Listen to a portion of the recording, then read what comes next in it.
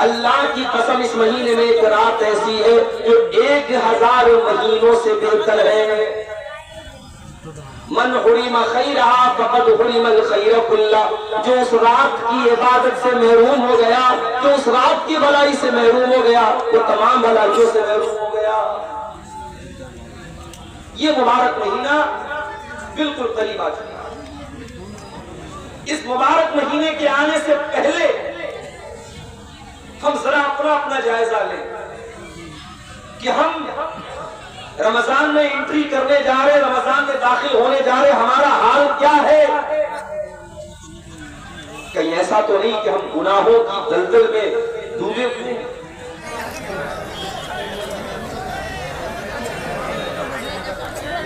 औज़ु बिल्लाहि मिनश शैतानिर रजीम, बिस्मिल्लाहिर रहमानिर रहीम। इन तजतनिबू कबाइर मा तुनहौना अन्हु नुकफ्फिर अन्कुम सय्यिआतिकुम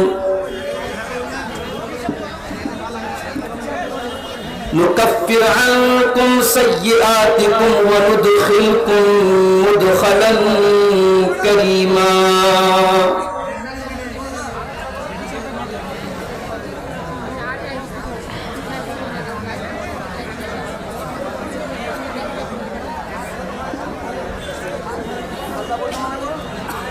फितने इश्क में मुब्तला हो गए,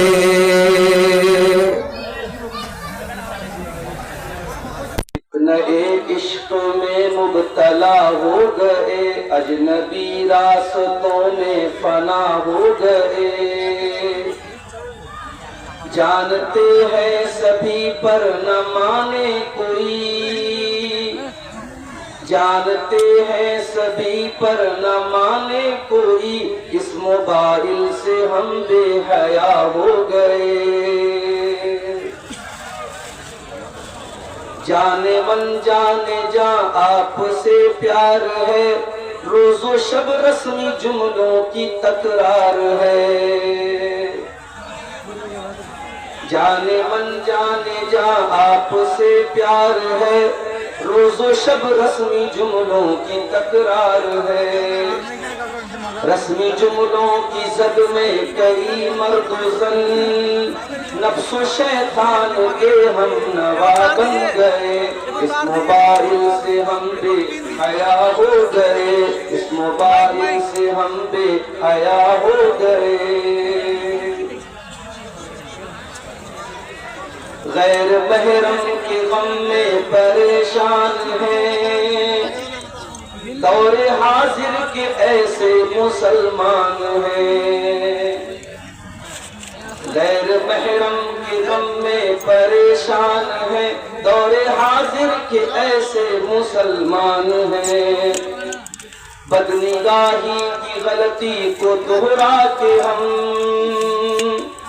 बदनिगाही की गलती को दोहरा के हम अपने हक में ही खुद बद्दुआ हो गए।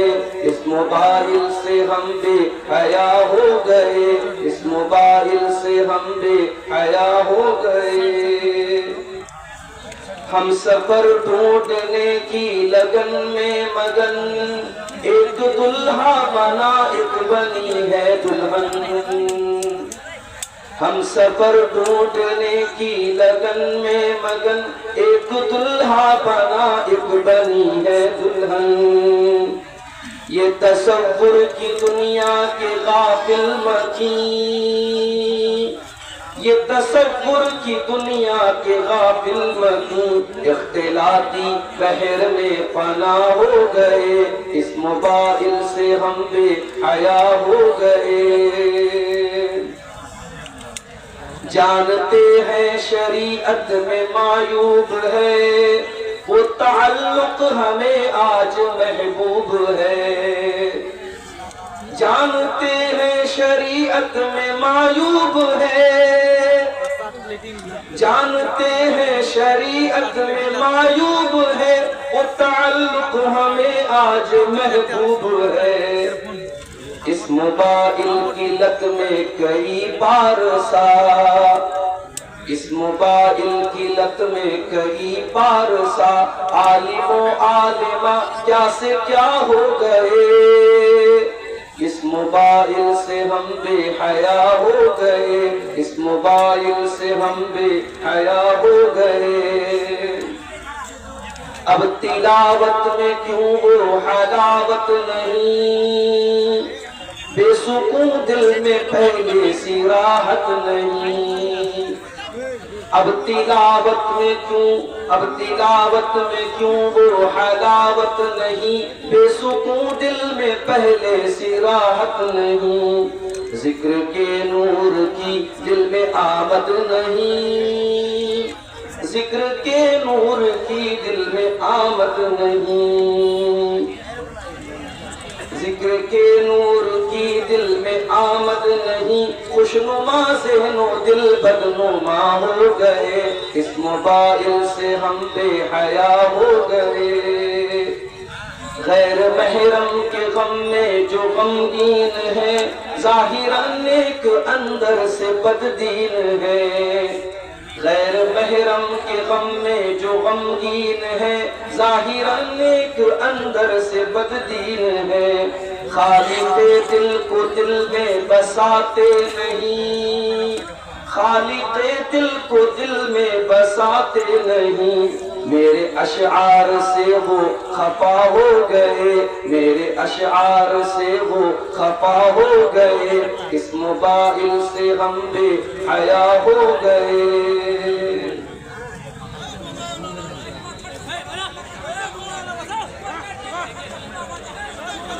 सामईन को दिक्कत हो रही है तो इन लोगों को या तो नीचे करवा दिया, बार डिस्टर्ब होगा। मोबाइल वाला তোমরা নিজের মোবাইলকে নিচে করো, নিচে করো, মোবাইলটাকে নিচে করো, নিচে হলে ফটো লাও, এই করো, কাজ করো। মোবাইলটাকে নিচে করো, যত ইউটিউবার আছো নিচে করো, মোবাইলটাকে নিচে করো।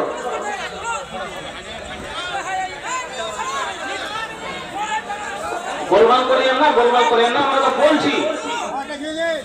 আপনারা হাল্লা করিয়েন না, এখানে যারা দায়িত্ব আছে তারা বলছে। সবাই বড় কথা বললে অসুবিধা হয়ে যাবে। আপনারা মোবাইলটা একটু নিচে করেন, সবাই উঠেন আর উঠে নিচে করেন, নাহলে বন্ধ করে দেওয়া যাবে। নিচে করেন,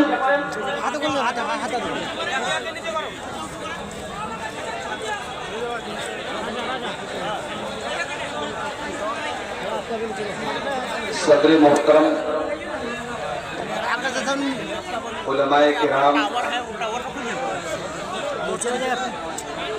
जिम्मेदारान जमात, मोहतरम बुजुर्गों, नौजवान भाइयों, माँ और बहनों, प्यारे बच्चों,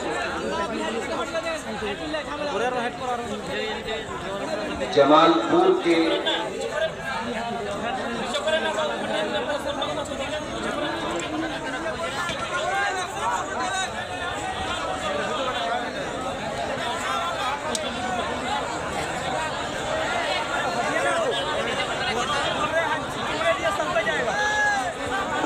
আপনারা গোলমাল করবেন তো জালসা বেকার হয়ে যাবে।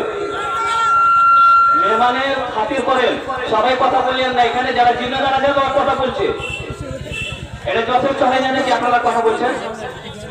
এই মোবাইল ওয়ালা ভাইরা আপনারা নিচে করেন, না হঠাৎ দেখা দেখা ভলেন্টিয়ার ডাকবো, এখানে হটিয়ে ফেলে দেবে। 5 মিনিটের মধ্যে হটিয়ে দেবো এখান থেকে। 5 মিনিটের মধ্যে আপনারা নিচে করেন, না হটিয়ে দেওয়া হবে। সবারই সুবিধা দেখেন, টাইম এমনি তো অল্প আর আপনারা ডিস্টার্ব করছেন। जमालपुर का ये प्रोग्राम जो मस्जिद की तामीर और तोसी के कर रहे हैं सिलसिले में मुनक़िद हुआ है। आज के इस प्रोग्राम में मुझे आपके सामने अल्लाह के फजल करम से, उसकी तौफीक से हाजिर होने का मौका नसीब हुआ। चूंकि पिछले दिनों यहाँ से करीबी इलाकों में कई एक प्रोग्रामों में वादा करने के बावजूद कुछ मजबूरियों की वजह से और इमरजेंसी हालात की वजह से मैं शामिल नहीं हो पाया, चाहे वो मौलाना हनीफ साहब के जरिए दिया गया प्रोग्राम महाराजपुर का प्रोग्राम रहा हो, चाहे वो सिरासिन का प्रोग्राम रहा हो, जलालपुर के मदरसे का प्रोग्राम हो, बरहेट का प्रोग्राम हो। लगातार 4-5 प्रोग्रामों में कुछ इमरजेंसी हालात की वजह से मैं शामिल नहीं हो पाया। बहुत सारे लोगों को डाउट था कि आज के प्रोग्राम में भी मैं आ पाऊंगा या नहीं आ पाऊंगा, और जब दोपहर में मैं यहाँ के कुछ भाइयों के साथ 4 व्हीलर से फरक्का से इस गांव में आ रहा था, तो मैंने देखा कि रास्ते में जितनी जान पहचान वाली दुकानें मिल रही थी, ये लोग बार बार उनको इत्तला दे रहे थे कि देखिए मौलाना साहब आ गए हैं, आप लोग 9 बजे तक आ जाइए। मसला मेरे साथ ये भी है कि मुझे अभी 11:40 पे ट्रेन भी पकड़ना है पाकुड़ से कलकत्ता जाना है, वहां से मेरा आगे का सफर है, बेंगलोर की फ्लाइट है मेरी सुबह 5 बजे। वक्त बहुत महदूद है और मैं मसले की नजाकत को नहीं समझ रहा हूं कि प्रोग्राम चंदे का प्रोग्राम है। मुझसे पहले जो बुजुर्ग मौलाना बैठे हुए थे वो चंदा कर रहे थे, मेरा दिल चाह रहा था कि वो और चंदा करें, आप हजरात उनके हाथ पे लाला के चंदा दे भी रहे थे, लेकिन मजबूरी ये भी है कि मुझे 11 बजे स्टेज भी छोड़ना है। तो मेरी गुजारिश आपसे ये रहेगी, तकरीर तो मुझे जो करना है मैं करूंगा इंशाअल्लाह। आखिर में कुछ 15-20 मिनट आप हजरात जो बहुत अच्छी तरीके से इस जलसे के मकसद को जानते हैं, आप हजरात यहाँ पर आएंगे और मेरे जरिए आप इस मस्जिद की तामीर में इंशाअल्लाह आप हिस्सा लेंगे, ताउन करेंगे। माँ बहनों से भी गुजारिश करूंगा कि आप अपने बच्चों के जरिए, अपने गार्जियन के जरिए जो भी दान देना है, आपको चंदा देना है, आप भिजवाइएगा ताकि मकसद पूरा हो। और मुझे जिम्मेदारों ने पर्ची दी है, काफी खर्च है, मस्जिद तंग हो चुकी है और उसकी तौसी करने में तकरीबन 16 लाख का खर्च है। आप हजरात माशाअल्लाह अच्छी तादाद में आ जाए हैं, कोशिश ये कीजिए बढ़ चढ़ करके हिस्सा लीजिए। मैं नहीं समझता कि आप इस बारे में अनजान हैं, आप अच्छी तरीके से जानते हैं। मस्जिद में आपका पैसा लगेगा तो वो सदक़े जारिया बनेगा और अल्लाह ताला के घर में आप अगर हिस्सा लेते हैं तो इंशाअल्लाह उसके बदले में जन्नत में आपको घर मिलेगा। अल्लाह ताला हम सबको नेकी के इस रास्ते में आगे बढ़ करके हिस्सा लेने की तौफीक अता फरमाए, आमीन। मेरे भाइयों, रमजान का मुबारक महीना बिल्कुल करीब आ चुका है। मुझे नहीं मालूम कि आज सऊदी अरब में चांद नजर आया कि नहीं आया, कोई मैंने व्हाट्सएप पर अभी खबर नहीं देखी है। हो सकता है कि कल हमारे मुल्क में चांद नजर आ जाए और पहला रोजा हम परसों से इंशाअल्लाह रखें। इस मुबारक महीने के इस्तिकबाल के तौर पर, इसके वेलकम के तौर पर, इसके स्वागत के तौर पर मैं चंद बातें आपके सामने रखना चाहूंगा। हमारी और आपकी ये आदत है, हमारे घर में जब कोई बड़ा मेहमान आता है तो हम उस मेहमान के हिसाब से तैयारी करते हैं।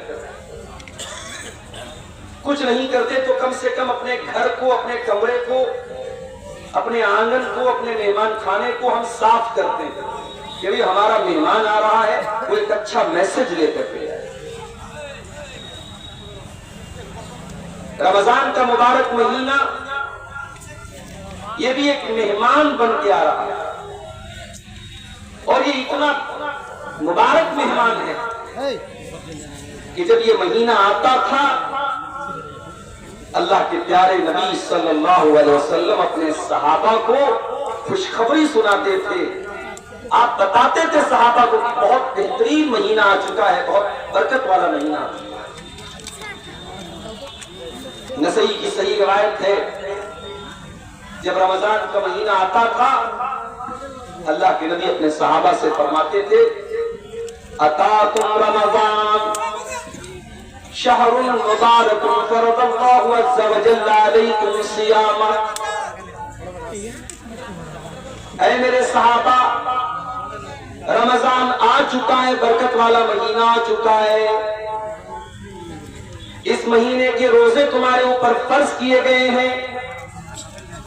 तुफ्तहु फी अब्वाबुस समा, इस महीने में आसमान के दरवाजे खोल दिए जाते हैं। वतुगलक़ु फी अब्वाबुल जहीम, और जहन्नम के दरवाजे बंद कर दिए जाते हैं। वतुगल्लु फी मरदतुश शयातीन, और इस महीने में सरकश किस्म के शैतानों को कैद कर दिया जाता है, जकड़ दिया जाता है। लिल्लाहि फीहि लैलतुन हिय खैरुम मिन अल्फि शहर, अल्लाह की कसम इस महीने में एक रात ऐसी है जो 1000 महीनों से बेहतर है। मन हुरिमा खैरहा फक़द हुरिमल खैर कुल्ला, जो उस रात की इबादत से महरूम हो गया, जो उस रात की भलाई से महरूम हो गया, वो तमाम भलाइयों से महरूम हो गया। ये मुबारक महीना बिल्कुल करीब आ चुका।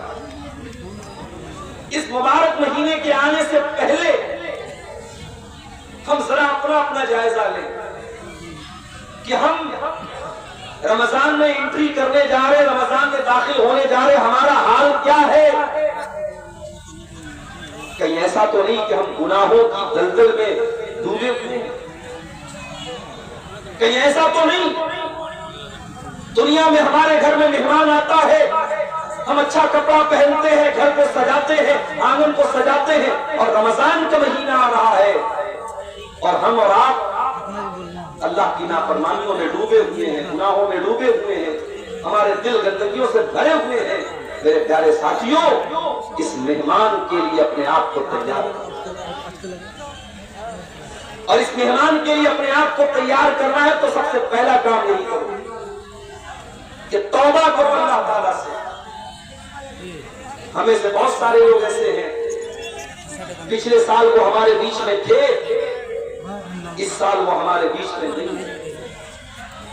उनमें बुजुर्ग लोग भी हैं, 80-90 साल के होकर के अल्लाह के पास चले गए, और ऐसे भी लोग आपके बीच में रहे होंगे जो बिल्कुल नौजवान थे, यंग थे, और किसी बीमारी में, किसी हादसे में, किसी एक्सीडेंट में उनका इंतकाल हो गया और वो अल्लाह को प्यारे नहीं हुआ अभी तक। मुझे याद है इसी झारखंड के इलाके में 1 महीना भी शायद नहीं हुआ होगा, देवघर के इलाके में मेरा प्रोग्राम था, और अगले दिन मुझे बनारस जाना था। सुबह मेरी क्लास का मामला था, वहां भी ऐसे ही हुआ। रात में 11-11:30 बजे तक मेरी तकरीर हुई, और वहां रात भर का प्रोग्राम नहीं होता। उन लोगों ने कहा ठीक है मौलाना, आपकी तकरीर आखिरी होगी और आप करके निकल जाइएगा। 4 व्हीलर से मैं वहां गया था, और तकरीर करके जैसे ही मैं वहां से निकला हूं, आधा घंटे के बाद फोन आया कि यहाँ बहुत बड़ा हादसा हुआ। उस प्रोग्राम से तकरीबन 4-5 किलोमीटर की दूरी पर एक गांव था, उस गांव का नाम था नारोडी। उस गांव का एक नौजवान, बिल्कुल यंग 20-22 साल का नौजवान लड़का, वो लड़का प्रोग्राम में आया था, और बाद में जब फोटो मैंने देखा तो मुझे याद आया कि वो लड़का मुझसे मिलने भी आया था। तकरीर के बाद में स्टेज से उतरा, मुसाफा भी उसने किया था। वो बाइक से आया था प्रोग्राम में, और प्रोग्राम खत्म होने के बाद जब वो लड़का वापस जाने लगा तो मेन रोड से जब वो मुड़ने लगा है, टर्न करने लगा है, उसने सोचा कि रात का समय है, इंडिकेटर जलाने की क्या जरूरत है। उसने डायरेक्ट गाड़ी को मोड़ा है, इंडिकेटर का उसने कोई इशारा नहीं दिया। पीछे से पिकअप ने उसको टक्कर मारी है, और इतनी जोरदार टक्कर मारी, पिकअप अपने आप में भारी गाड़ी होती है, उसकी बाइक में जाकर वो पिकअप लड़ी है। वो लड़का ऑन द स्पॉट इंतकाल कर गया। छोटे छोटे 2 बच्चे हैं उसकी बीवी ने नहीं सोचा होगा कि हमारा शौहर जलसे में जा रहा है, वापस नहीं आ पाएगा, उसका जनाजा आएगा, उसकी लाश आएगी। उसके माँ बाप ने नहीं सोचा था कि हमारा बच्चा कुछ देर के बाद हमसे जुदा हो जाएगा। मगर यही कड़वी सच्चाई है मेरे प्यारे साथियों, मौत आती है और हमारी हंसती खेलती जिंदगी को उदासी और गम में बदल देती है। और ये मौत कब आएगी हम नहीं जानते। हमारा खुशनसीब है, अल्लाह ताला हमें एक और रमजान दे रहा है। यकीन मानो, अगर वाकई में हमने रमजान को रमजान की तरह गुजार लिया, इसका हक अदा कर लिया, इसको इबादतों से मामूर कर लिया, इसने रोजे रखे, इसने तरावी पढ़ी, इसने कुरान पढ़ा, इसने अपने आप को गुनाहों से बचाया, तो हम उन लोगों से बेहतर साबित होंगे अल्लाह ताला के यहाँ जो हमसे पहले दुनिया से चले गए, और उनके मुकाबले में अल्लाह ताला के यहाँ हमारा दर्जा और मकाम इंशाअल्लाह ऊंचा होगा, क्योंकि हमें जिंदगी में एक रमजान और मिला। नबी अकरम के दौर में एक ही इलाके के दो लोग ईमान लाते हैं, दोनों साथ में इस्लाम लाते हैं, दोनों साथ में कलमा पढ़ते हैं। दोनों में से एक इंसान दीन के मामले में ज्यादा मेहनती होता है, ज्यादा एक्टिव होता है, ज्यादा फुर्तीला होता है। दूसरा भी दीनदार है लेकिन कम है, अपने भाई की तरह ज्यादा एक्टिव नहीं है, ज्यादा मेहनती नहीं है। जो भाई ज्यादा मेहनत करता था, ज्यादा एक्टिव था, वो अल्लाह की राह में लड़ते लड़ते शहीद हो जाता है, इंतकाल कर जाता है। दूसरा भाई जो उतना ज्यादा मेहनती नहीं था, 1 साल के बाद वो अपनी नेचुरल मौत से इंतकाल करता है, वो शहीद नहीं होता है, वो तबई तरीके से, नेचुरल तरीके से मर जाता है। दोनों भाइयों का इंतकाल हो गया, एक अल्लाह की राह में शहीद हो गया, और 1 साल के बाद दूसरा भाई नॉर्मल तरीके से अल्लाह को प्यारा हो गया, इंतकाल हो गया। अब जरा गौर से सुनिएगा, हदीस के जो रावी हैं हजरत तलहा बिन उबैदुल्लाह, ये वो सहाबी हैं जो 10 सहाबे किराम जिनको नबी ने जन्नती होने की बशारत सुनाई है, जिनको अशरे मुबश्शरा कहा जाता है, उनमें से एक है हजरत तलहा रज़ी अल्लाह अन्हु, वो हदीस के रावी है। हजरत तलहा कहते हैं कि मैंने ख्वाब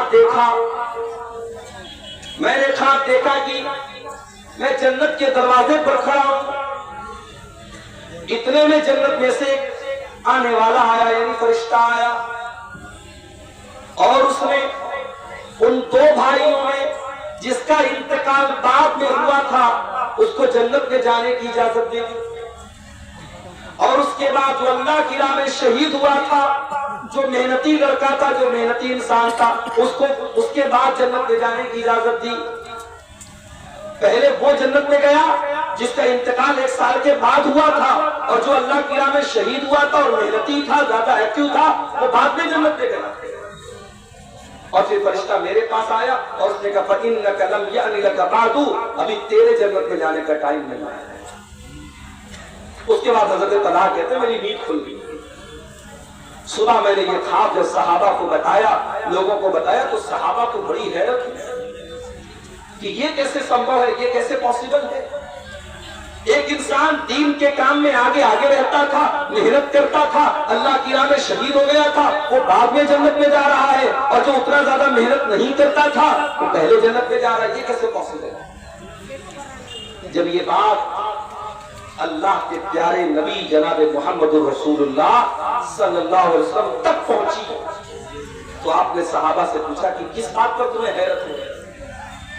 सहाबा ने कहा अल्लाह के नबी, जिसका इंतकाल बाद में हुआ वो पहले जन्नत में कैसे चला गया, ये बात हमको समझ में नहीं आ रही है। अल्लाह की राह में शहीद होने वाला और दीन के काम में ज्यादा मेहनत करने वाला बाद में, और वो इंसान पहले जन्नत में चला गया, ये कैसे हो गया।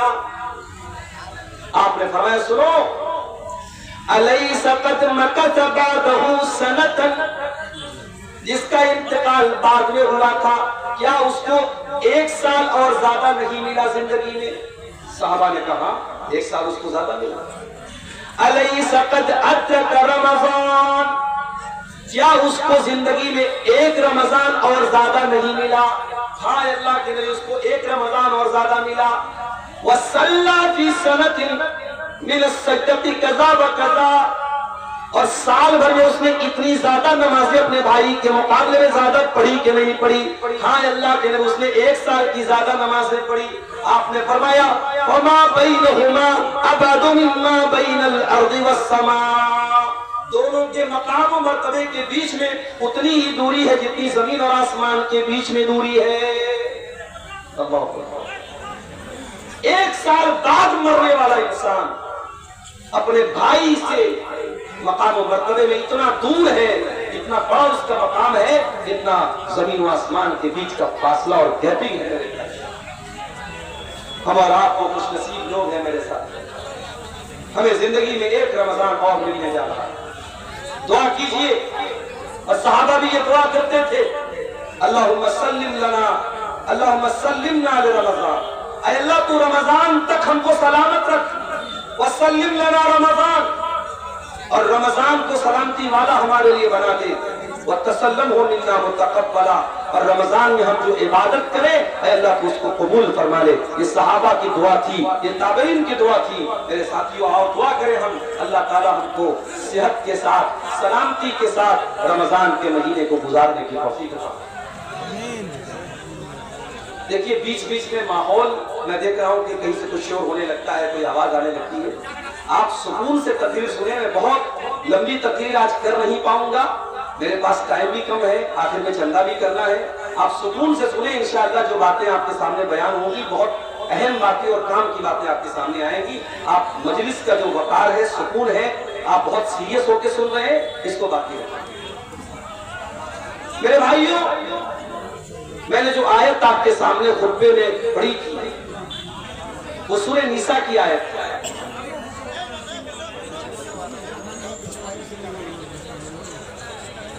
सूरह निसा की उस आयत में अल्लाह ताला ने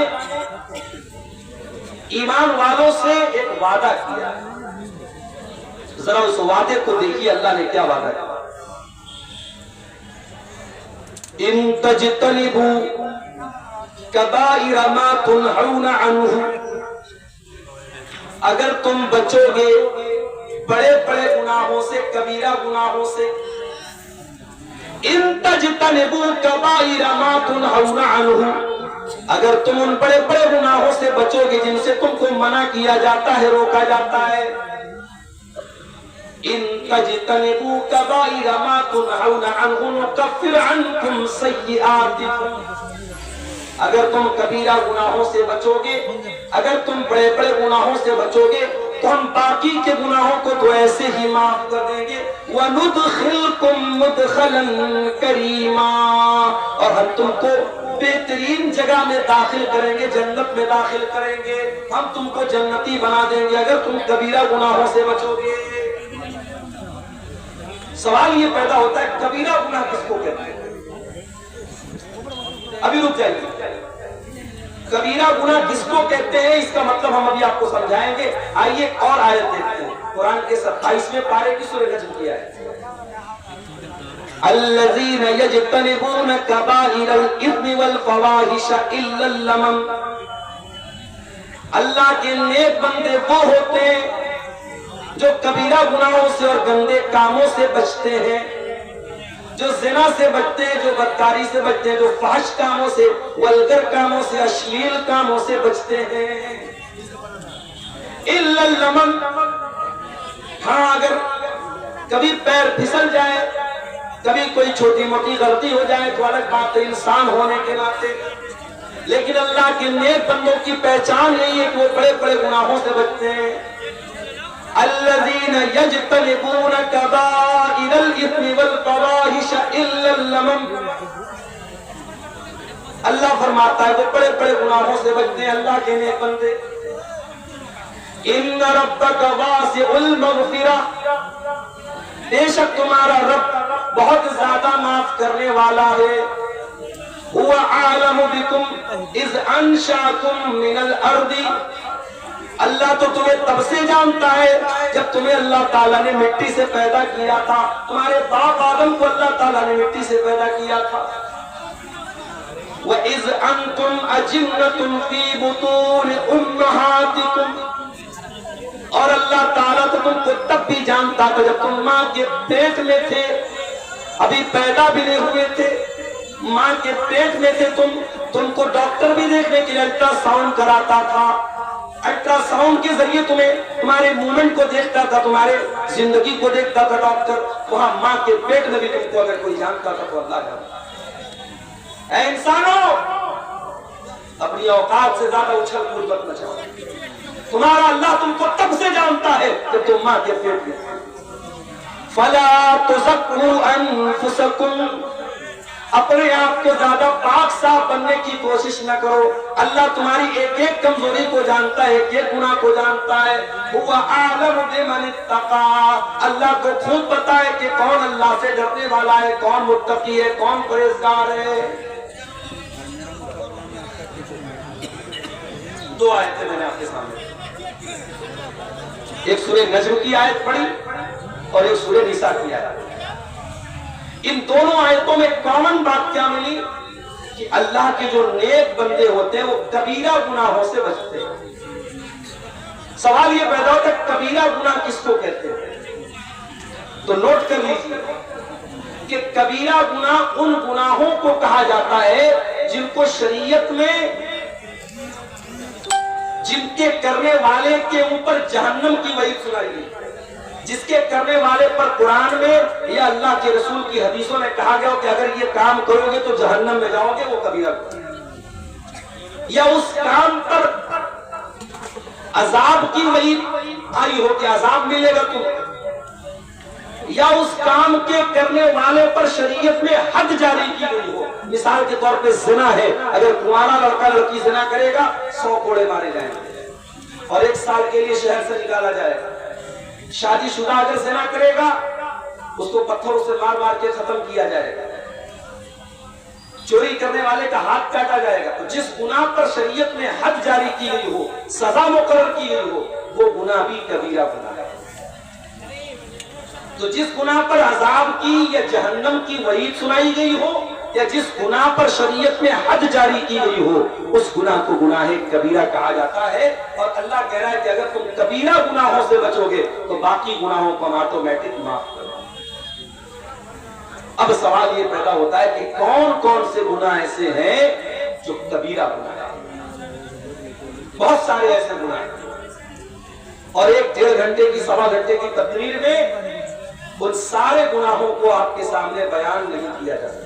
उलमा ने मोटी मोटी किताबें लिखी। कभी मौका मिले तो पढ़ो मेरे को प्यारे साथी। अगर फेसबुक से और इंस्टाग्राम से और सोशल मीडिया पर वाहियात चीजों को देखने से अगर मौका मिले तो कम से कम कुछ मुताला कर लो, कुछ स्टडी कर लो, कुछ पढ़ लो। और ये तो हमारे बड़े काम की चीजें और हमारे आखिरत की नजात इससे जुड़ी है कि हम जाने कि वो कौन से गुनाह है जो कबीरा गुनाह है, ताकि उन गुनाहों से हम अपने आप को, अपने दामन को बचा लें। तो सारे गुनाहों को तो बयान नहीं किया जा सकता, चंद मोटी मोटी चीजों को, चंद अहम चीजों को जिनको शरीयत में कबीरा गुनाह कहा गया है, आज की तकरीर में मैं बयान करूंगा और उसके बाद आपसे इजाजत लेंगे। सबसे बड़ा गुनाह, कबीरा गुनाहों में भी सबसे बड़ा गुनाह, अकबरुल कबाइर कौन सा गुनाह है? चलो भाई जमालपुर वालों, चलो आपका एक इंटरव्यू ले लेते हैं, बताओ कौन सा गुनाह है? शिर्क करना। अकबरुल कबाइर, तमाम कबीरा गुनाहों में सबसे बड़ा गुनाह क्या है? अल्लाह के साथ शिर्क करना। क्या मतलब अल्लाह के साथ शिर्क करना? अल्लाह के साथ शिर्क करने का मतलब यह है कि अल्लाह ताला का हक किसी और को दे देना। जो काम अल्लाह ताला के लिए करना जायज है, वो काम किसी और के लिए करना। मिसाल के तौर पे अल्लाह के अलावा किसी और से दुआ करना, अल्लाह के सिवा किसी और के नाम से जानवर ज़बह करना, अल्लाह के सिवा किसी और के आगे सजदा करना, अल्लाह के सिवा किसी और के बारे में ये अकीदा रखना कि ये मेरी बिगड़ी बना देगा, ये मेरी बीमारी दूर कर देगा, ये मेरी तकलीफ दूर कर देगा, ये मेरा दुख दूर कर देगा, ये शिर्क है। और ये शिर्क कितना बड़ा गुनाह है? आइए कुरान खोलते हैं। इन्नल्लाह ला यगफिरु अन युशरक बिही व यगफिरु मा दून ज़ालिका लिमन यशा। अल्लाह ताला शिर्क को माफ नहीं करेगा शिर्क से छोटे जो गुनाह है, शिर्क से कमतर जो गुनाह है, वो तो अल्लाह ताला क्या माफ हो जाएंगे, शिर्क माफ होने वाला नहीं है। इन्नहु मन युशरिक बिल्लाहि फक़द हर्रमल्लाहु अलैहिल जन्नह।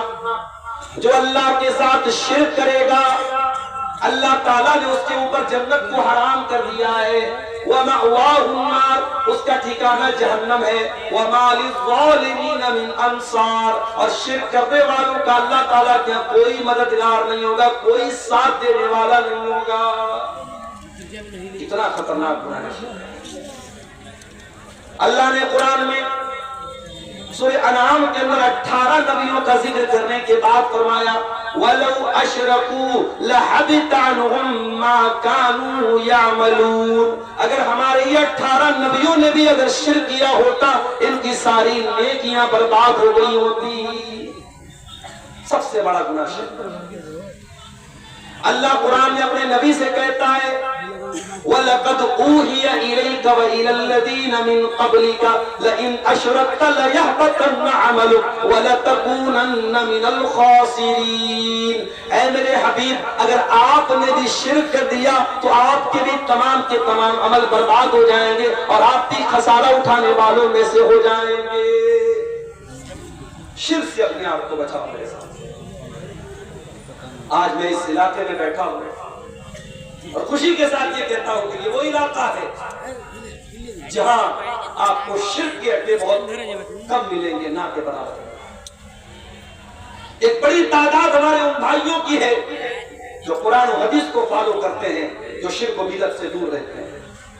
ये बहुत खुशी की बात है और बहुत खुशकिस्मती की बात है मेरे साथ। आप यकीन नहीं करेंगे, मेरे पास ऐसे भी फोन आते हैं कि मौलाना साहब, मैं फला इलाके में रहता हूं, मेरे घर से करीब में कोई ऐसी मस्जिद नहीं है जहां सही तरीके से नमाज पढ़ी जाती है। मस्जिदें हैं, सुन्नत के खिलाफ नमाज पढ़ी जाती है। मस्जिद के अंदर कब्र है, मजार है, सज्जा होता है, शिर्क होता है। हमारा दिल गवारा नहीं करता उस मस्जिद में नमाज पढ़ने के लिए, हम क्या करें। आज आपके घर से चंद कदम की दूरी पर मस्जिद है और आप सुकून के साथ सुन्नत के तरीके पर नमाज पढ़ते हैं। ये बहुत बड़ी बात है मेरे साथियों। बहुत सारे लोग इस नेमत से महरूम हैं। अगर अल्लाह ताला ने आपको ऐसे माहौल में पैदा किया है कि आप अल्लाह की तौहीद पर हैं, अल्लाह का शुक्र अदा कीजिए। बहुत सारे लोग इस नेमत से महरूम हैं। मेरे प्यारे साथियों, इस तौहीद की नेमत की कदर कीजिए और मरते दम तक शिर्क से अपने दामन को बचाइए और अपने बच्चों को भी बचाइए। कभी कभी ऐसा भी होता है, बाप तो बहुत तौहीद वाला है, लेकिन बाप ने बच्चों की तरबियत नहीं की, बच्चों को मदरसे में नहीं पढ़ाया, बच्चों को कुरान नहीं पढ़ाया, बच्चों को दीनियात नहीं पढ़ाई। बच्चा कहां पढ़ता था? कॉन्वेंट में पढ़ता था। बाप तो बड़ा खुश था कि साहब मेरा बेटा तो इंग्लिश मीडियम में पढ़ता है, मेरी बच्ची तो इंग्लिश मीडियम में पढ़ती है, हाई फाई इंग्लिश बोलती है। घर में आती पहले पापा को देख के गुड नाइट पापा, गुड मॉर्निंग पापा बोलती है। माँ बाप तो इसी में खुश हो गए साहब। जरा से 4 अंग्रेजी की जुमले क्या बच्चे ने बोल दिए, आप तो खुश हो गए। मगर ये अंग्रेजी के चंद जुमले जो आपके बच्चे ने सीखे हैं कि इतने भारी पड़ जाएंगे आपके ऊपर जब ये बच्चा बड़ा होगा और वो अल्लाह की तौहीद से दूर होगा। और आज इसी ताकों के इलाके से मेरे पास व्हाट्सएप पर मैसेज आया कि मौलाना जरा इस पर भी आप बोलिएगा। आज कई लड़कियों की आईडी है, मुसलमान लड़कियों की आईडी है, और आपके इसी पापुर बरहवा फर्क का इस पूरे बेल्ट से ताल्लुक रखने वाली वो लड़कियां हैं, उनके बॉयफ्रेंड कौन है, उनके सोशल मीडिया पर उनकी दोस्ती किससे है, गैर मुस्लिम लड़कों से है, और उनके साथ उनका उठना बैठना और उनके साथ दोस्ती करना, घूमना फिरना हो रहा है। काफिर और मुशरिक लड़कों के साथ वो लड़कियां घूम रही है, फिर रही है, ज़िना कर रही है, बदकारी कर रही है, और यहाँ तक कि वो लड़कियां बाद में अपने उन बॉयफ्रेंड के साथ शादी करती हैं और इस्लाम को छोड़ करके मुर्तद हो जाती हैं। ये क्यों हो रहा है मेरे साथ? ये इसीलिए हो रहा है कि आपकी आने वाली नस्ल इसको मालूम ही नहीं कि ईमान क्या है। उसके पूरे सिलेबस में कहीं ईमान नहीं है। उसने इंग्लिश तो पढ़ी, उसने मैथमेटिक्स तो पढ़ी, उसने साइंस तो पढ़ी, उसने जियोग्राफी तो पढ़ी, उसने मेडिकल की तालीम तो हासिल की, वो इंजीनियर तो बन गया, वो लॉयर तो बन गया, वो उसने MBA तो कर लिया, उसने दुनिया के सारे उलूम हासिल कर लिए, मगर उसे ये नहीं पता तेरा रब कौन है, तेरे नबी कौन है, तेरा दीन क्या है। कब्र में यही 3 सवाल तो होगा, तेरा रब कौन, तेरे नबी कौन, तेरा दीन क्या। और इन तीनों सवालों का जवाब माफ कीजिएगा, मैथमेटिक्स की बहुत अहमियत है मगर उसकी किताबों में इसका जवाब नहीं है। साइंस बहुत इंपॉर्टेंट है मगर साइंस की किताबों में इन तीनों सवालों का जवाब नहीं है। इन तीनों सवालों का जवाब कहां मिलेगा? अल्लाह के नबी फरमाते हैं जब मोमिन बंदा जवाब देगा रब्बी अल्लाह, मेरा रब अल्लाह है, दीन अल इस्लाम, मेरा दीन इस्लाम है, मेरे नबी मोहम्मद सल्लल्लाहु अलैहि वसल्लम में, फरिश्ता पूछेगा कि तुझे इन तीनों सवालों का जवाब कैसे पता चला? बंदा कहेगा करातु किताब अल्लाह, करातु किताब अल्लाह फआमनतु बिही वसद्दक़तु बिही। मैंने कुरान को पढ़ा था, मैंने अल्लाह की किताब को पढ़ा था, मैं कुरान पर ईमान लाया था, मैंने कुरान को सच्चा माना था, कुरान के जरिए मुझे इन तीनों सवालों का जवाब मिला। आपकी नौजवान नस्ल कुरान से दूर है मेरे साथ। वही नौजवान नस्ल जो हर मिनट पर व्हाट्सएप खोलती है, हर 10 मिनट पर चेक करती है कि फेसबुक पर मुझे कितने लाइक मिले, हर 5 मिनट पर चेक करती है इंस्टाग्राम पर मेरी पोस्ट को कितने लोगों ने पसंद किया। आपकी वही नौजवान नस्ल कुरान को कभी खोल के नहीं पढ़ती। साल साल भर कुरान रखा रह जाता है, घर में धूल खाता है, कोई पढ़ने वाला नहीं। मेरे प्यारे साथियों, जब तक आप कुरान नहीं पढ़ेंगे, हदीसों को नहीं पढ़ेंगे, आप दीन का इल्म हासिल नहीं करेंगे, आपको पता ही नहीं चलेगा तौहीद क्या है, शिर्क क्या है। इसीलिए अल्लाह कुरान में कहता है इन्नमा यख्शल्लाह मिन इबादिहिल उलमा, अल्लाह के बंदों में अल्लाह से वही डरेगा जो आलिम होगा। आलिम का मतलब जो अल्लाह को जानेगा। जितना आप अल्लाह को जानोगे, अल्लाह के बारे में इल्म हासिल करोगे, उतना अल्लाह का डर आपके दिल में पैदा होगा। इसीलिए हज़रत लुकमान जब अपने बच्चे को नसीहत करते हैं तो पहले अल्लाह का इंट्रोडक्शन कराते, अल्लाह के बारे में बताते। या बुनैया इन्नहा इन तकुम मिस्काल हब्बतिन मिन खरदलिन फतकुन फी सखरतिन औ फिस समावाति औ फिल अर्दि याति बिहल्लाह इन्नल्लाह लतीफुन खबीर। ऐ मेरे बच्चे, अगर एक राई के दाने के बराबर भी कोई चीज आसमानों में कहीं होगी, किसी चट्टान के नीचे छुपी हुई होगी, जमीन में कहीं होगी, अल्लाह ताला एक राई के दाने के बराबर चीज को सामने ले आएगा। अल्लाह ताला तो बारीक से बारीक चीज की खबर रखने वाला है। जो अल्लाह राई के दाने के बराबर चीज को सामने ले आएगा, उसे पता नहीं कि गूगल क्रोम की हिस्ट्री आपने डिलीट कर दी, उसे मालूम नहीं कि आपने व्हाट्सएप की चैटिंग को क्लियर कर दिया, उसे मालूम नहीं कि आपकी आंखों ने क्या देखा, आपकी उंगलियों ने क्या टच किया, आपके कानों ने क्या सुना। अल्लाह को सब पता है मेरे प्यारे साथियों। इसलिए अल्लाह को जानो, अल्लाह को जितना जानोगे अल्लाह को उतनी मोहब्बत आपके दिल में पैदा होगी और अल्लाह का डर आपके दिल में। तो पहला गुनाह क्या है? अल्लाह के साथ शिर्क। आज एक बड़ा तबका उम्मत का शिर्क कर रहा है। कब्रों पे सजदा हो रहा है, पीरों के आगे सजदा हो रहा है, बुजुर्गों के आगे सजदा हो रहा है, गले में लाल काले पीले धागे डाले जा रहे हैं, पैर में धागा पहना जा रहा है, पेट पे धागा पहना जा रहा है, और ये अकीदा रखा जाता है जब तक ये धागा मैं पहने हूं मैं बीमार नहीं पड़ूंगा, मुझे नजर नहीं लगेगी। ये शिर्क है और शिर्क अल्लाह ताला के माफ होने वाला गुनाह नहीं है मेरे प्यारे। इसीलिए शायर कहता है वो दीन जिससे तौहीद फैली जहां में, वो दीन जिससे तौहीद फैली जहां में, वो बदला गया आके हिंदोसिता में। जिस दीन के जरिए तौहीद फैली थी वो दीन आकर के हिंदुस्तान में बदल गया और हिंदुस्तान में उस दीन के मानने वाले कब्र परस्त बन गए, बुजुर्गों के आगे सजदा करने वाले बन गए, ताबीज पहनने वाले बन गए, अल्लाह को छोड़ करके गैरुल्लाह की इबादत करने वाले बन गए।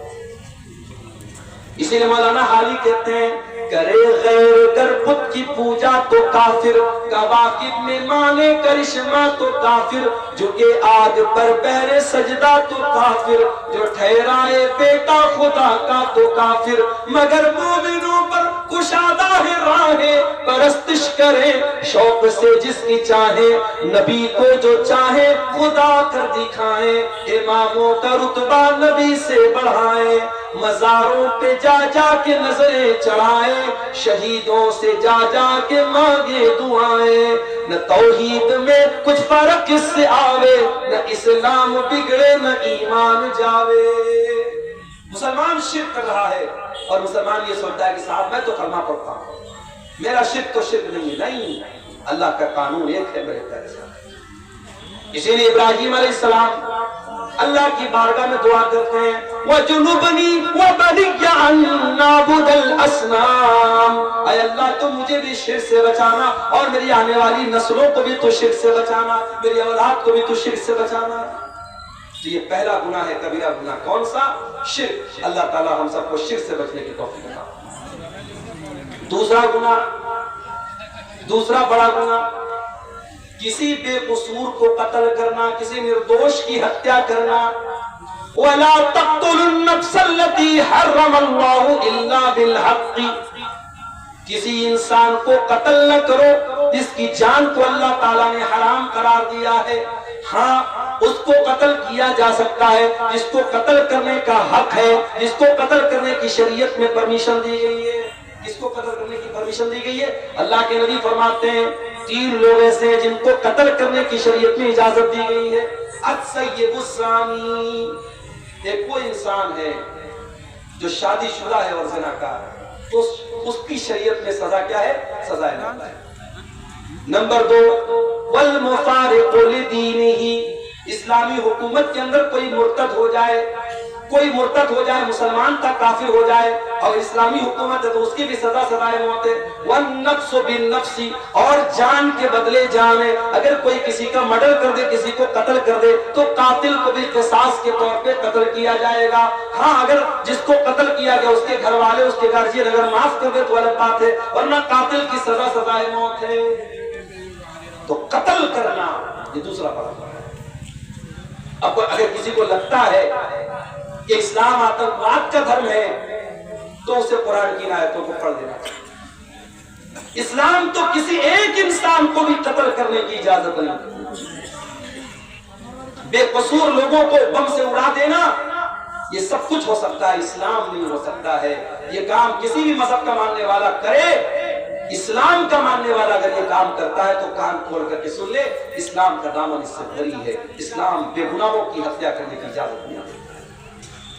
और आगे बढ़िए, तीसरा कबीरा गुनाह, वला यज़्नून, अल्लाह के नेक बंदे जिना नहीं करते। जिना करना, बदकारी करना, ये तीसरा गुनाह। इतना बड़ा ये गुनाह है कि कुरान में अल्लाह ने जब जिना का जिक्र किया, ये नहीं फरमाया कि जिना मत करो, फरमाया वला तक़रबुज़्ज़िना इन्नहु काना फ़ाहिशतन व साअ सबीला, जिना के करीब भी मत जाओ, जिना के करीब भी मत जाओ, ऐसा कोई काम ही मत करो कि जिना की नौबत आए। इसीलिए जब औरत घर से निकले, इस्लाम ने हुक्म दिया वो पर्दे में निकले। या अय्युहन नबिय्यु कुल लिअज़वाजिका व बनातिका व निसाइल मुमिनीना युदनीना अलैहिन्ना मिन जलाबिबिहिन्ना ज़ालिका अदना अन युरफ़ना फला युज़ैन। ऐ नबी, अपनी बीवियों से कह दीजिए, अपनी बेटियों से कह दीजिए और तमाम मुसलमान औरतों से कह दीजिए, जब वो घर से निकले तो अपने ऊपर जिल्बाब डाल लें, अपने ऊपर चादर डाल लें, अपने हुस्न की नुमाइश न करें, अपनी खूबसूरती को जाहिर न करें, पर्दे में रहे। ये पर्दा उनकी पहचान बनेगा, ये पर्दा दुनिया को बताएगा ये इज्जतदार लड़कियां हैं और कोई उनको छेड़ने की जरूरत नहीं करेगा। ये पर्दे का हुक्म क्यों दिया गया? ताकि ज़िना के कोई करीब भी न जाए। मर्दों को हुक्म दिया गया, कुल लिल मुमिनीना यग़ुद्दू मिन अबसारिहिम, ऐ नबी मोमिन मर्दों से कह दीजिए अपनी निगाहों को नीचे रखें, व यहफ़ज़ू फ़ुरूजहुम, और अपनी शर्मगाह की हिफाजत करें। ये निगाहों को नीचे रखने का हुक्म क्यों दिया गया? ताकि आप ज़िना के करीब न जाएं। नौजवान लड़का शादी के काबिल हो जाए, नौजवान लड़की शादी के काबिल हो जाए। क्यों हुक्म दिया गया कि जल्दी से उसकी शादी की जाए ताकि कोई ज़िना के करीब न जाए? फरमाया या माशर शबाबी मन इस्तता मिनकुमुल बाअ, ऐ नौजवानों जब तुम शादी के काबिल हो जाओ तो निकाह कर लो। फइन्नहु अग़ज़्ज़ु लिलबसर व अहसनु लिलफर्ज, इसलिए कि जब शादी करोगे तो तुम्हारी आंखें झुक जाएंगी और तुम्हारी शर्मगाह महफूज हो जाएगी। ज़िना के करीब भी मत जाओ, इसीलिए कहा गया उसको उसी के लिए जल्दी से निकाह करने का हुक्म। अभी एक मैसेज आया मेरे पास कि एक लड़की है, औरत है, वो कहीं निकाह करना चाह रही है, कोई लड़का है, दीनदार लड़का है, लेकिन बाप राजी नहीं है लड़की का। क्यों? उसकी कास्ट अलग है। हमारे यहाँ बड़ा मसला ये कि कास्ट भी चलती है। शेख है तो शेख में ही शादी करेगा, अंसारी है तो अंसारी में ही शादी करेगा, जिस बरादरी का इंसान है उसी बरादरी में निकाह करेगा। जबकि इस्लाम में कोई कास्टिज्म तो नहीं है, इस्लाम में कोई बरादरीवाद तो नहीं। अब भाई बाप राजी नहीं, लड़का दीनदार है, नमाजी है, सब कुछ है, लेकिन बाप राजी। अब लड़की किसी के जरिए मसला पुछवा रही है कि मौलाना साहब शरीयत तो ये कहती है कि लड़की की शादी उसके वली की इजाजत के बगैर नहीं हो सकती, और मेरा बाप दीनदार लड़के से शादी न करके मेरी शादी बेदीन से करा, मैं क्या करूं? अब हम लोग भी कभी कभी परेशान हो जाते कि क्या जवाब। भाई इस्लाम में लड़की के निकाह के लिए कंडीशन है, शर्त है कि लड़की के वली का राजी होना जरूरी। अगर लड़की का बाप जिंदा है तो बाप वली है, और लड़की अपने बाप को राजी किए बगैर शादी नहीं कर सकती। लेकिन अब यहां सिचुएशन ये है कि लड़की किसी दीनदार लड़के से निकाह करना चाह रही है और कोई ऐप भी उसके अंदर नहीं, और लड़की का बाप तैयार नहीं है, और लड़की का बाप जिससे निकाह करना चाह रहा है वो लड़का दीनदार नहीं है। अब मैंने इस पर जब मसला देखा, उलमा के फतवे देखे, तो उलमा इब्न उसैमीन का एक फतवा देखा, उन्होंने कहा कि अगर किसी ऐसी सिचुएशन में लड़की का बाप गलत जगह लड़की की शादी कर रहा है, जो रिश्ता सही नहीं है, लड़का दीनदार नहीं है, और लड़की के बाप से उसकी जमीन जायदाद और दौलत देकर के शादी कर रहा है, तो ऐसी कंडीशन में लड़की के वली होने के हक से वो महरूम हो जाएगा, और उस इलाके के जो जिम्मेदार लोग होंगे, जो आलिम होंगे बड़े, या जो उस इलाके का जो जिम्मेदार होगा, उसको लड़की जाएगी और वहां जाकर के अपना केस रखेगी, और वो वली बन करके उस लड़की का सही जगह निकाह कराएगा। ऐसी सूरत में लड़की का बाप अपने हक से नहीं होगा। तो शरीयत ने ये सारे रास्ते क्यों बताए मेरे ख्याल से? ताकि हम ज़िना के करीब भी न जाएं। आज हालात क्या है? लड़की घर से निकलती है, उसका पूरा शरीर नजर आता है, बेपर्दा और बेहया होकर के वो लड़की घर से निकलती है। और जो लड़कियां कॉलेजों और स्कूलों में पढ़ती है वो तो ये समझती है कि भाई ये पर्दा वर्दा तो ये मदरसे में पढ़ने वाली लड़कियों को सूट करता है, हम तो अप टू डेट है, हम तो हाई फाई है, उनको अपने सर पे तो पट्टा रखने की जरूरत महसूस नहीं है। याद रखो मेरी प्यारी बहनों, मेरे माँ बहनों, ये आपका पर्दा, ये आपके ईमान की अलामत, आपके मुसलमान होने की अलामत है। अल्लाह कुरान में अपने नबी से कहता है, वकुल्लिल मुमिनाति यग़ुज़्ज़ुना मिन अब्सारिहिन्ना व यहफ़ज़्ना फ़ुरूजहुन्ना। ऐ नबी मुसलमान औरतों से कह दीजिए, मोमिना औरतों से कह दीजिए कि वो अपनी शर्मगाह की हिफाजत करें, अपनी आंखों को पस्त रखें, वला युबदीना ज़ीनतहुन्ना, और अपनी ज़ीनत को जाहिर न करें, अपनी खूबसूरती को जाहिर न करें। यहां तक कहा अल्लाह ने, वलयज़रिबना बिखुमुरिहिन्ना अला जुयूदिहिन्ना। ऐ मुसलमान औरतों, तुम अपने दुपट्टे को अपने सीने पर रखो। बाप सामने है, बेटा सामने है, अपना भाई सामने है, महरम रिश्तेदार सामने है, महरम के सामने भी औरत अपने दुपट्टे को सीने पर रखेगी, गरेबान पर रखेगी।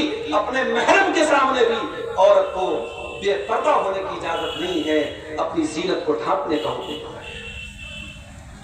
क्यों कहा अल्लाह के नबी ने कि जब कोई लड़का लड़की, जब कोई मर्द औरत अकेले में मिलते हैं, ला यख़्लुवन्न रजुलुन बिइम्रातिन इल्ला वसालिसुहुम अश-शैतान।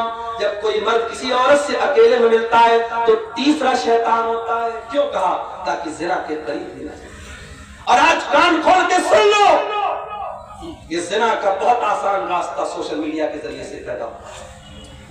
ये व्हाट्सएप पर जो बातें हो रही हैं, ये जो फेसबुक के जरिए इंट्रोडक्शन हो रहा है, बाप माफ कीजिएगा, मैंने ऐसे केस भी देखे हैं, लड़का मदरसे का पढ़ा हुआ आलिम है, लड़की मदरसे की पढ़ने वाली आलिमा है, सारी जिंदगी कुरान और हदीस पढ़ते पढ़ाते रहे हैं, मगर इस सोशल मीडिया ने उनको भी ज़िना की गड्ढे में डाल दिया।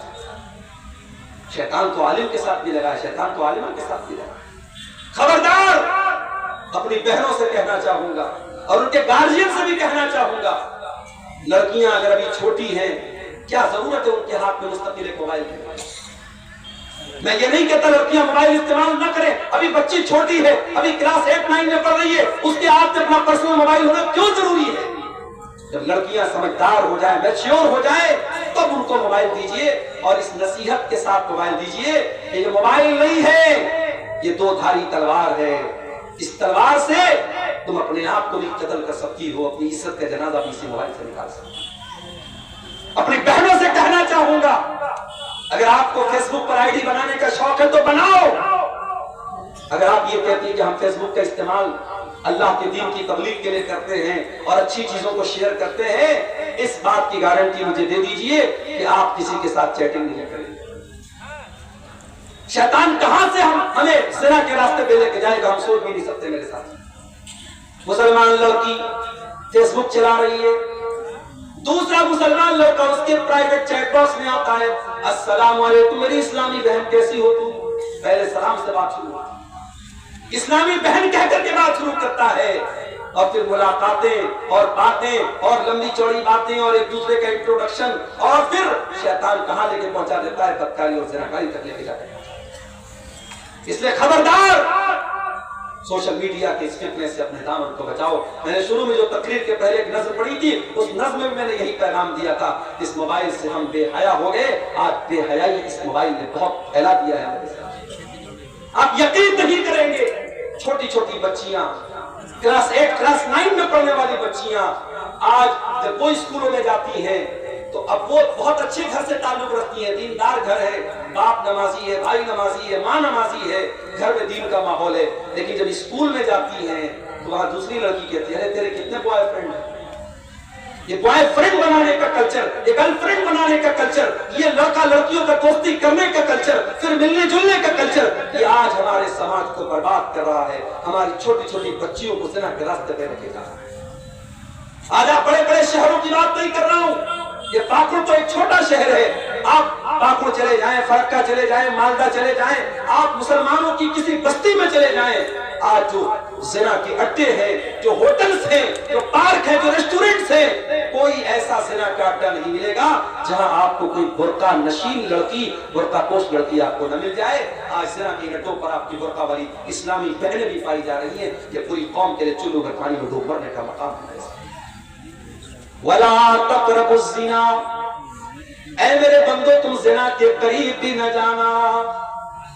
नबी अकरम को ख्वाब में वो मंजर दिखाया गया, आपने देखा कि एक तंदूर है, जिस तंदूर के अंदर कुछ मर्द और औरत उल्टे लटके पड़े हैं और नीचे से आग के शोले आते हैं और उनकी शर्मगाहों में दाखिल हो रहे हैं, और जब उनकी शर्मगाह में वो शोले जाते हैं वो चिल्लाने लगते हैं। आपने पूछा ये कौन लोग हैं, ये कौन लोग हैं जिनको ये दर्दनाक अज़ाब दिया जा रहा है? फरमाया गया हाउलाइ ज़ुनातु वज़्ज़वानी, अल्लाह के नबी ये आपकी उम्मत के ज़िनाकार मर्द और ज़िनाकार औरतें हैं। बड़ी दर्दनाक सजा है ज़िना और बदकारी की। ये चंद लम्हों की लज्जत आपकी आखिरत को बर्बाद कर देगी। इसलिए मेरे भाइयों, ये तीसरा बड़ा गुनाह है ज़िनाकारी करना। इससे अपने दामन को बचाओ। और आगे बढ़िए, वह अकुलुर रिबा, सूद खाना, ब्याज खाना। ब्याज खाना आज कहीं बंधन लोन के नाम से, कहीं जो है औरतों को लोन देने की स्कीम के नाम से, अलग अलग तरीके से सूद और ब्याज की ये तरीके हमारे समाज में चल रहे हैं। कहीं हैवी डिपॉजिट के नाम पे, कहीं अपने खेत को दूसरे को पैसा देकर के, बड़ी रकम देकर खेत को दे दिया गया और वो खेत से फायदा उठा रहा है और उसके पैसे से फायदा उठा रहे। ये तमाम शक्लें आप अपने उलमा से पूछिए कौन सी शक्ल सूद है, कौन सी शक्ल सूद नहीं है। अगर सूद है और आप सूद की रकम खा रहे हैं तो आप अपनी आखिरत को बर्बाद कर रहे हैं। अल्लाह कुरान में कहता है यमहकुल्लाहु रिबा व युर्बिस सदक़ात, अल्लाह ताला सूद को मिटाता है और सदका खैरात को बढ़ाता है। सूद खा करके आप अपने माल की बरकत को खत्म कर रहे हैं मेरे साथ। ये सूद बहुत बड़ा गुनाह है। इतना बड़ा गुनाह है कि कुरान कहता है फ़इल्लम तफ़अलू फ़अज़रू बिहर्बिन मिनल्लाहि व रसूलिही, अगर तुम सूद खाना नहीं छोड़ोगे तो अल्लाह से और उसके रसूल से जंग करने के लिए तैयार हो जाओ। तो सूद खाना बहुत बड़ा गुनाह है। वो अकुलु मालिल यतीम, यतीम का माल खाना भी कबीरा गुनाह है। यतीम का माल खाना भी बड़ा गुनाह है। इन्नल्लज़ीना याकुलूना अमवालल यतामा ज़ुल्मा, जो यतीम का माल खाते हैं, इन्नमा याकुलूना फी बुतूनिहिम नारा, वो अपने पेट में जहन्नम की आग भरते हैं। कभी किसी यतीम का माल मत खाओ।